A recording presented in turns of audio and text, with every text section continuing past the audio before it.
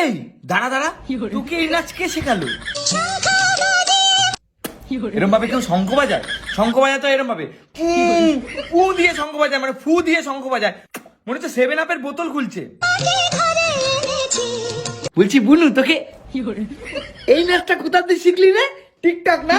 TikTok দেখে এই নাচটা শিখলি না? তুই আমাদের পাড়ার প্রোগ্রামে কেন আসিসনি?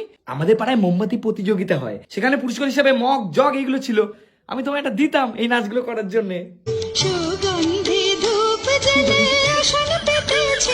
আমার কথা হলো ভাই, আসনকে এইভাবে পাতে? তুই অ্যাভেঞ্জার সিনেমার কোনো আফতার নাকি? আসন এইভাবে পাতবি? পুরে সালা, মানে তোর কাছে এতগুলো আসন রয়েছে তুই? এটা এমনি সেমনি ডান্স না, এটা হচ্ছে সেটা ভাঙা ডান্স।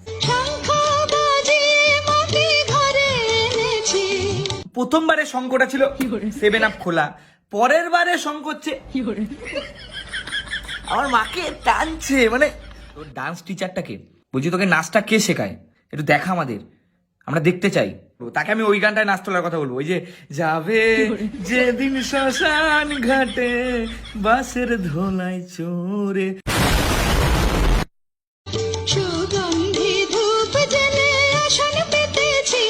আমি জানি না আমার মতন এই নাচটা দেখার পর কে কে কমেন্টে বলেছে ভাই এইভাবে কি করে আসন পাতা যায় ভাই, তাহলে আমি তোর হাতে এতগুলো আসন দেবো, এতগুলো মোটা আসন, তুই এইভাবে পাবি।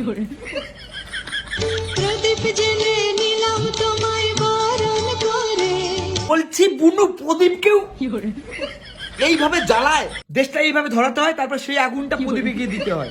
প্রদীপ এইভাবে জ্বালায় না, তুমি প্রদীপ জ্বালাচ্ছ না, তুমি আমাদের জ্বালাচ্ছ এইসব নাচ করে। আমার ভিডিওটা যদি দেখে থাকো, এরপরের দিন যদি নাচই করো, তাহলে ওই গানে নাচ করবা, যাবে যেদিন শ্মশান ঘাটে। আমরা দেখতে চাই এইভাবে প্রদীপ জ্বলে না, প্রদীপ দেশটা ঈদের ধরাতে হয়।